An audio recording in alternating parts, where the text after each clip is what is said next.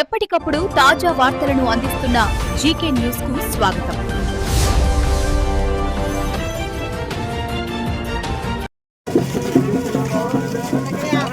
బాబే అనుకున్నామా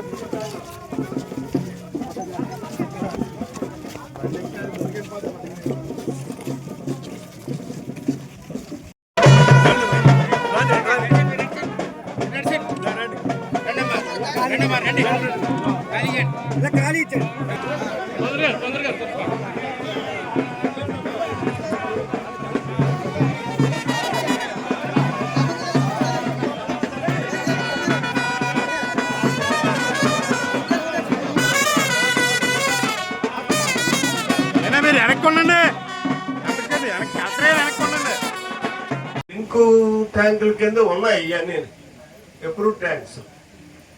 అయితే వాటన్నిటికీ కూడా మనం ముందు కాలువను బాగు చేసుకోవాల్సినటువంటి అవసరం ఉంది సార్. ఇక్కడ ఈ రోడ్డు దగ్గర ఆ రోడ్డు ఫర్లాంగ్ దగ్గర నుంచి 3 కిలోమీటర్లు కాలువ బాగు చేయించుకుని దానికి స్లూయిస్లు పెట్టుకుని ఒక పద్ధతి ప్రకారం నీరుని తీసుకెళ్ళగలిగినప్పుడే అందరికీ నీరు సక్రమంగా అందేటటువంటి పరిస్థితి ఉంటుంది.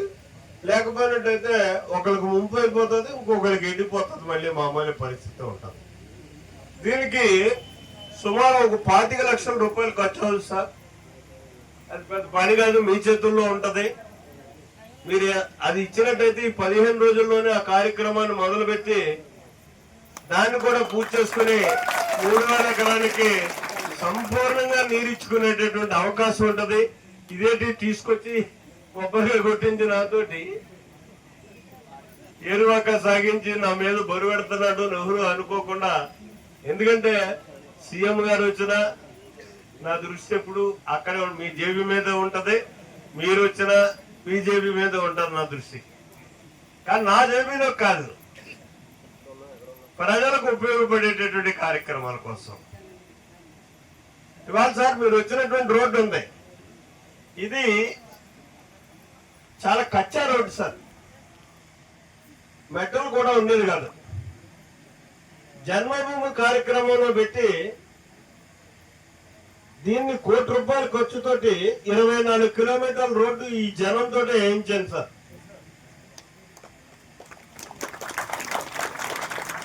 తర్వాత అదృష్టం కలిసి వచ్చింది. మళ్ళీ చంద్రబాబు నాయుడు గారు 2014లో 2090లో ముఖ్యమంత్రి అయ్యాడు. 99లో మళ్ళీ దీనికి సుమారు 30 కోట్ల రూపాయలు ఇచ్చారు సార్ అప్పుడు ఈ రోడ్డు వేయడానికి. ఆ రోజు వేసిందే 2009లో వేసినటువంటి రోడ్డు ఇవాళకి అలా ఉన్నటువంటి పరిస్థితి ఉంది సార్. అంత గట్టిగా వేసినటువంటి పరిస్థితి ఇక్కడ. ఇక మరి కలెక్టర్ గారిని అడిగేసాం మనం. కానీ మన బాధ్యత కూడా ఉంది.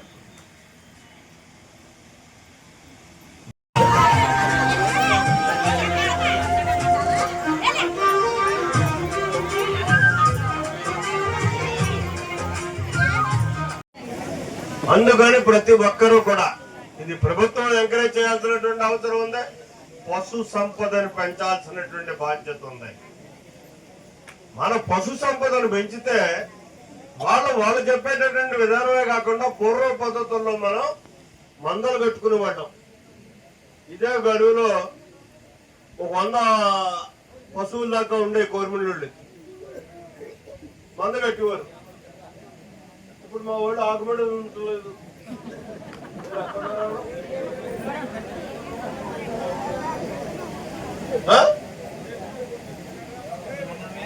కాబట్టి పశు సంపదను మాత్రం ప్రతి ఒక్కరూ పెంచాల్సినటువంటి అవసరం ఉంది.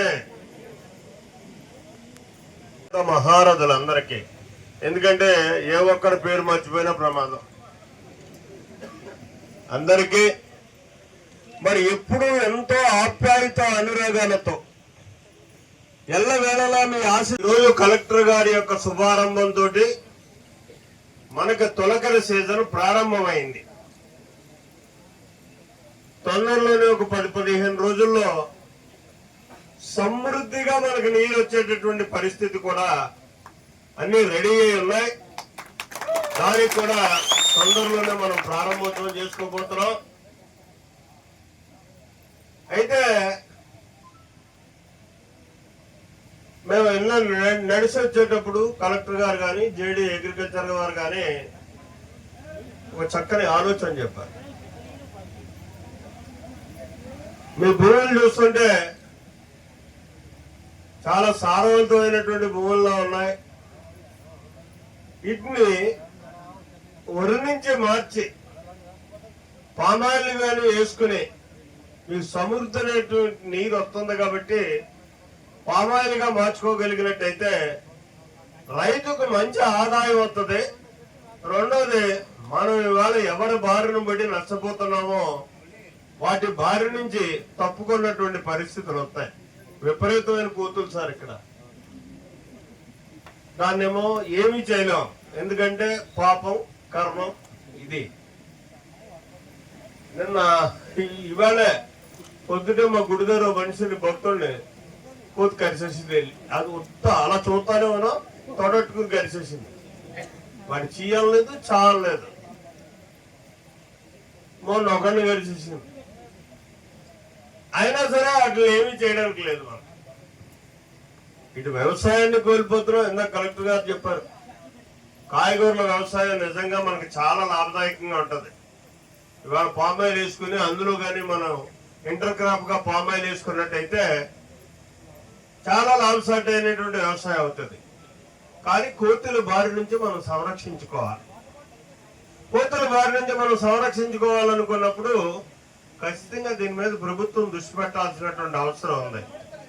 ఎందుకంటే మనకున్నటువంటి సాంప్రదాయ ప్రకారం మూఢనమ్మకాలతోటి వాటిని మనం ఏం చేయలేం. అవి రాకుండా నియంత్రించుకునేటటువంటి అవకాశం ప్రభుత్వ పరంగా మనకు కల్పించాల్సినటువంటి అవసరం ఉంది. మన వ్యవసాయాలు ముందుకు తీసుకెళ్లాలనుకుంటే నిజంగా కాయగూర వ్యవసాయాలు కానీ మనం పండించుకోగలిగితే 4 కిలోమీటర్లు మనకి హైవే ఉంది. ఇటు కలెక్టర్ దగ్గర నుంచి ఇటు మద్రాసు దాకా కూడా మనం పంపుకోవడానికి అవకాశం ఉన్నటువంటి పరిస్థితులు ఉన్నాయి. మార్కెట్ కి పాడవకుండానే ఈ సాయంత్రం మనం కోసి కానీ పట్టుకెళ్ళి లోడ్ వేసుకుంటే తెల్లారకుండా మార్కెట్కి వెళ్ళిపోయి మార్కెట్ లో మనం రూపాయలు చేసుకునే పరిస్థితి. గతంలో అయితే మనం మెరుగుదొడ్లు వేసేవాళ్ళం. అన్ని కూడా అదే రకంగా వైజాగ్ కానీ కలెక్టర్ కానీ భువనేశ్వర్ కానీ ఇలా పట్టుకెళ్ళి అమ్ముకునేటటువంటి పరిస్థితి ఉండేది. మారినటువంటి కాలమాన పరిస్థితులకు అనుగుణంగా వ్యవసాయాలన్నీ కూడా మార్పు అయిపోయినాయి.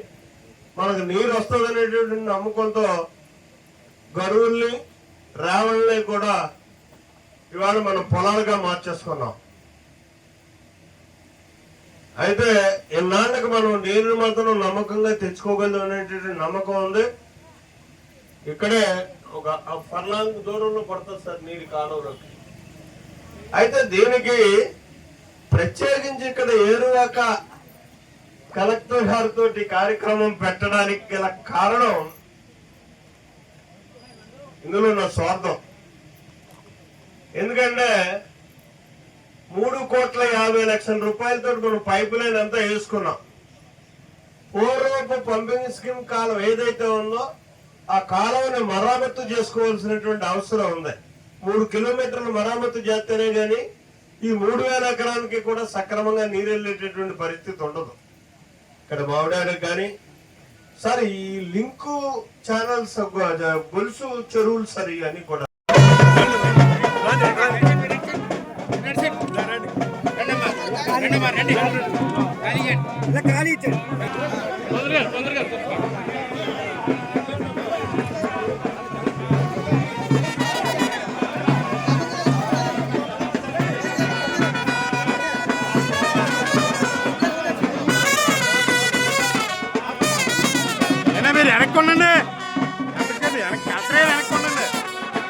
లింకు ట్యాంకుల కింద ఉన్నాయి ఇవన్నీ అప్రూవ్ ట్యాంక్స్. అయితే వాటన్నిటికీ కూడా మనం ముందు కాలువను బాగు చేసుకోవాల్సినటువంటి అవసరం ఉంది సార్. ఇక్కడ ఈ రోడ్డు దగ్గర ఆ రోడ్డు ఫర్లాంగ్ దగ్గర నుంచి 3 కిలోమీటర్లు కాలువ బాగు చేయించుకుని దానికి స్లూయిస్లు పెట్టుకుని ఒక పద్ధతి ప్రకారం నీరుని తీసుకెళ్ళగలిగినప్పుడే అందరికీ నీరు సక్రమంగా అందేటటువంటి పరిస్థితి ఉంటుంది. లేకపోయినట్టయితే ఒకరికి ముంపు అయిపోతుంది, ఇంకొకరికి ఎండిపోతుంది, మళ్ళీ మామూలు పరిస్థితి ఉంటుంది. దీనికి సుమారు ఒక 25 లక్షల రూపాయలు ఖర్చు అవుతుంది సార్. అది పెద్ద పని కాదు, మీ చేతుల్లో ఉంటది. మీరు అది ఇచ్చినట్టయితే ఈ 15 రోజుల్లోనే ఆ కార్యక్రమాన్ని మొదలుపెట్టి దాన్ని కూడా పూర్తి చేసుకుని 3000 ఎకరానికి సంపూర్ణంగా నీరిచ్చుకునేటటువంటి అవకాశం ఉంటది. ఇదేంటి తీసుకొచ్చి కొబ్బరిగా కొట్టించి నాతోటి ఏరువాక సాగించి నా మీద బరువు పెడుతున్నాడు నెహ్రూ అనుకోకుండా. ఎందుకంటే సీఎం గారు వచ్చినా నా దృష్టి ఎప్పుడు అక్కడే మీ జేబీ మీద ఉంటది, మీరు వచ్చినా మీ జేబీ మీద ఉంటది నా దృష్టి. కానీ నా జేబీలో కాదు, ప్రజలకు ఉపయోగపడేటటువంటి కార్యక్రమాల కోసం. ఇవాళ సార్ మీరు వచ్చినటువంటి రోడ్డు ఉంది, ఇది చాలా కచ్చా రోడ్డు సార్, మెటల్ కూడా ఉండేది కాదు. జన్మభూమి కార్యక్రమంలో పెట్టి దీన్ని ₹1 కోటి ఖర్చుతోటి 24 కిలోమీటర్ల రోడ్డు ఈ జనంతో వేయించాను సార్.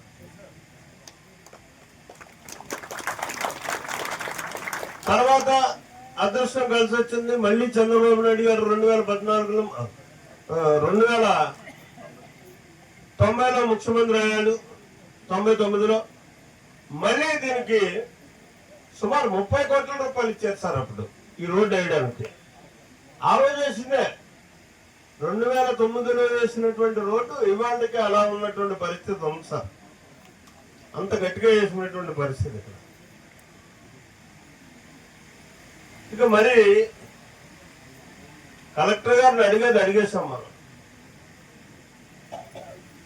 కానీ మన బాధ్యత కూడా ఉంది.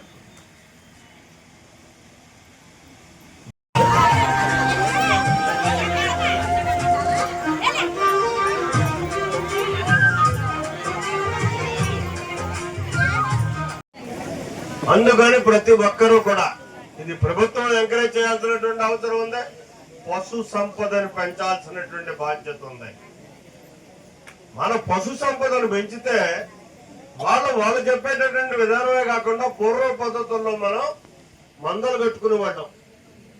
ఇదే గడువులో ఒక 100 పశువుల దాకా ఉండే కోరిమిళ్ళకి మంద కట్టేవారు.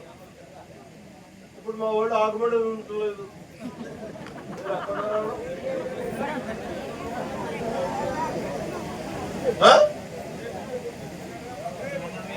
కాబట్టి పశు సంపదను మాత్రం ప్రతి ఒక్కరూ పెంచాల్సినటువంటి అవసరం ఉంది. మహారథులందరికీ, ఎందుకంటే ఏ ఒక్కరి పేరు మర్చిపోయినా ప్రమాదం అందరికీ. మరి ఎప్పుడు ఎంతో ఆప్యాయత అనురాగాలతో ఎల్లవేళలా మీ ఆశ. ఈరోజు కలెక్టర్ గారి యొక్క శుభారంభంతో మనకు తొలకరి సీజన్ ప్రారంభమైంది. తొందరలోనే ఒక 10-15 రోజుల్లో సమృద్ధిగా మనకు నీరు వచ్చేటటువంటి పరిస్థితి కూడా అన్ని రెడీ అయి ఉన్నాయి. దానికి కూడా తొందరలోనే మనం ప్రారంభోత్సవం చేసుకోబోతున్నాం. అయితే మేము ఎన్నో నడిచి వచ్చేటప్పుడు కలెక్టర్ గారు కానీ జేడీ అగ్రికల్చర్ గారు కానీ ఒక చక్కని ఆలోచన చెప్పారు. మీ భూములు చూస్తుంటే చాలా సారవంతమైనటువంటి భూముల్లో ఉన్నాయి. వీటిని వరి నుంచి మార్చి పామాయిల్ కానీ వేసుకుని మీకు సమృద్ధమైనటువంటి నీరు వస్తుంది కాబట్టి పామాయిల్ గా మార్చుకోగలిగినట్టయితే రైతుకు మంచి ఆదాయం వస్తుంది. రెండోది, మనం ఇవాళ ఎవరి బారిన బట్టి నష్టపోతున్నామో వాటి బారి నుంచి తప్పుకున్నటువంటి పరిస్థితులు వస్తాయి. విపరీతమైన కూతురు సార్ ఇక్కడ. దాన్నేమో ఏమీ చేయలేం, ఎందుకంటే పాపం కర్మం ఇది. నిన్న ఇవాళే పొద్దుటే మా గుడి దగ్గర మనిషిని భక్తుడిని కోతి కరిసేసింది. అది అలా చూస్తానే మనం తొడట్టుకుని కరిసేసింది. వాడి చీయలేదు, చాలలేదు. మొన్న ఒకరిని గడిచేసింది. అయినా సరే అట్లా ఏమీ చేయడానికి లేదు. మనం ఇటు వ్యవసాయాన్ని కోల్పోతున్నాం. ఇందాక కలెక్టర్ గారు చెప్పారు, కాయగూరల వ్యవసాయం నిజంగా మనకి చాలా లాభదాయకంగా ఉంటది. ఇవాళ పామాయిల్ వేసుకుని అందులో కానీ మనం ఇంటర్ క్రాప్ గా పామాయిల్ వేసుకున్నట్టయితే చాలా లాభసాటి అయినటువంటి వ్యవసాయం అవుతుంది. కానీ కోతుల బారి నుంచి మనం సంరక్షించుకోవాలి. కోతుల బారి నుంచి మనం సంరక్షించుకోవాలనుకున్నప్పుడు ఖచ్చితంగా దీని మీద ప్రభుత్వం దృష్టి పెట్టాల్సినటువంటి అవసరం ఉంది. ఎందుకంటే మనకున్నటువంటి సాంప్రదాయ ప్రకారం మూఢనమ్మకాలతోటి వాటిని మనం ఏం చేయలేం. అవి రాకుండా నియంత్రించుకునేటటువంటి అవకాశం ప్రభుత్వ పరంగా మనకు కల్పించాల్సినటువంటి అవసరం ఉంది. మన వ్యవసాయాలు ముందుకు తీసుకెళ్లాలనుకుంటే నిజంగా కాయగూర వ్యవసాయాలు కానీ మనం పండించుకోగలిగితే 4 కిలోమీటర్లు మనకి హైవే ఉంది. ఇటు కలెక్టర్ దగ్గర నుంచి ఇటు మద్రాసు దాకా కూడా మనం పంపుకోవడానికి అవకాశం ఉన్నటువంటి పరిస్థితులు ఉన్నాయి. మార్కెట్కి పాడవకుండానే ఈ సాయంత్రం మనం కోసి కానీ పట్టుకెళ్ళి లోడ్ వేసుకుంటే తెల్లారకుండా మార్కెట్కి వెళ్ళిపోయి మార్కెట్లో మనం రూపాయలు చేసుకునే పరిస్థితి. గతంలో అయితే మనం మెరుగుదొడ్లు వేసేవాళ్ళం. అన్ని కూడా అదే రకంగా వైజాగ్ కానీ కలెక్టర్ కానీ భువనేశ్వర్ కానీ ఇలా పట్టుకెళ్ళి అమ్ముకునేటటువంటి పరిస్థితి ఉండేది. మారినటువంటి కాలమాన పరిస్థితులకు అనుగుణంగా వ్యవసాయాలన్నీ కూడా మార్పు అయిపోయినాయి. మనకు నీరు వస్తుంది అనేటువంటి నమ్మకంతో గరువుల్ని రేవల్ని కూడా ఇవాళ మనం పొలాలుగా మార్చేసుకున్నాం. అయితే ఇన్నాళ్ళకి మనం నీరుని మాత్రం నమ్మకంగా తెచ్చుకోగలం అనేటువంటి నమ్మకం ఉంది. ఇక్కడే ఒక ఫర్లాంగ్ దూరంలో పడుతుంది సార్ నీరు కాలువలోకి. అయితే దీనికి ప్రత్యేకించి ఇక్కడ ఏరువాక కలెక్టర్ గారితో కార్యక్రమం పెట్టడానికి గల కారణం ఇందులో నా స్వార్థం. ఎందుకంటే 3,50,00,000 రూపాయలతో మనం పైప్ లైన్ అంతా వేసుకున్నాం. పూర్వపు పంపింగ్ స్కీమ్ కాలం ఏదైతే ఉందో ఆ కాలువని మరామత్తు చేసుకోవాల్సినటువంటి అవసరం ఉంది. 3 కిలోమీటర్లు మరామత్తు చేస్తేనే గాని ఈ 3,000 ఎకరానికి కూడా సక్రమంగా నీరు వెళ్ళేటటువంటి పరిస్థితి ఉండదు. ఇక్కడ మావిడానికి కానీ సార్ ఈ లింకు ఛానల్స్ గొలుసు చెరువులు సార్ ఇవన్నీ కూడా